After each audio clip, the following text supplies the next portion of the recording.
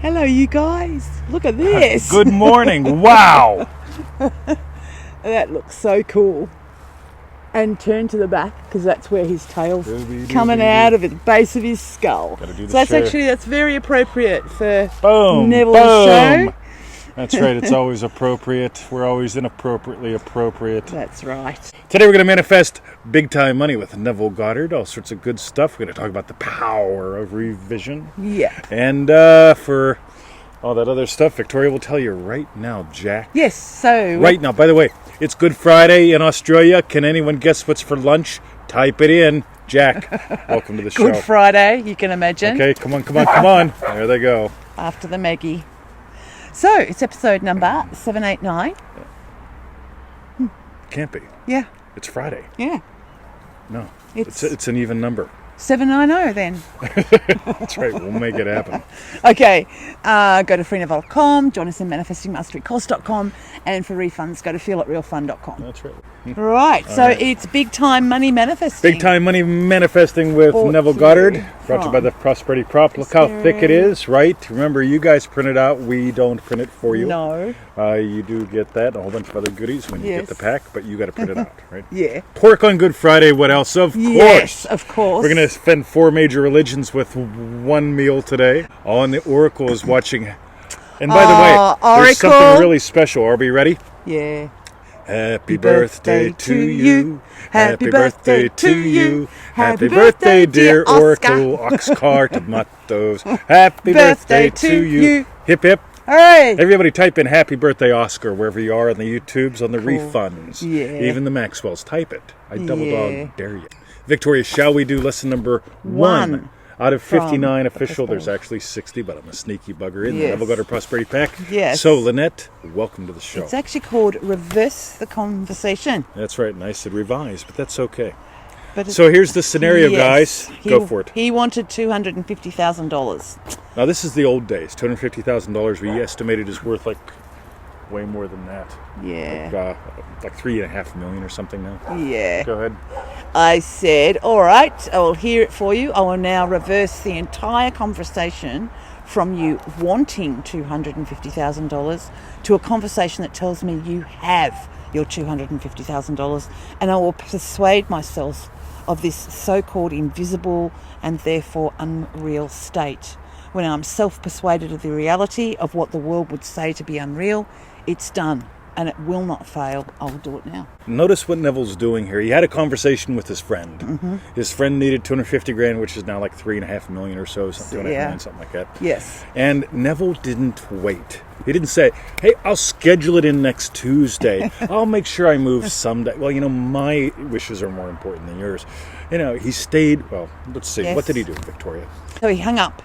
I did not leave the phone until I was self-persuaded that he had called me and told me the good news that he had his $250,000 to launch this new venture and these special things that he is making. In this statement, he said, out of the blue, a broker called me and he told me he heard of this new venture. He had investigated it, examined it, and he would like to underwrite it for $250,000. Which he agreed to. Now get this. Neville didn't sit there and talk himself into it. He didn't do 45 hours of affirmations. He didn't make a vision board. Right? He stayed by the phone, right? All right, hang up, bang, right? Yeah. Boom, until he nailed it, and then he went on with his day. Yeah. Notice Neville didn't walk around going, "Oh, I hope he gets it. I hope Victoria, he's probably screwed, but I hope he gets it." No, he felt it real. Until he felt it real, he kept going. What are we having for lunch today? Okay. Right? You know how long it took me to imagine that? Not very long. Not very long. But, I could have had some other meal because I don't want to offend the Catholics. I don't want to offend the Jews or the Muslims or the Islams or the veganisms or something like that. Yeah, I do. Right? It's Good Friday. How can I not? Right? Yeah, because if you think what matters what meat you eat or don't eat, or you should eat fish, or you should abstain from all the things that you like for 6 weeks before the thing, and it's a mess. Yeah. Versus if your desires are divine in origin, why not accept them now? Okay? Yeah, don't wait.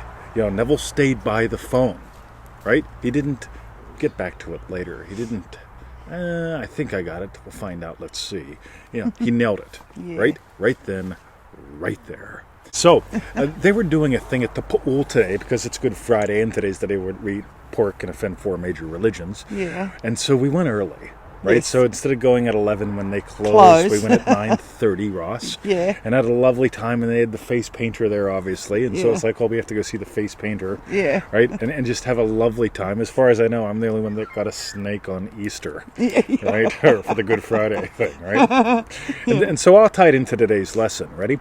Because who here remembers that I am a certified venomous snake fondler Yeah. in Australia, right? Yes. I mean, I took the course a couple years ago. Yeah. We have dangerous snakes in Australia. So would you believe, so I decide, I want you to get I'm repeating the lesson in a couple different ways today.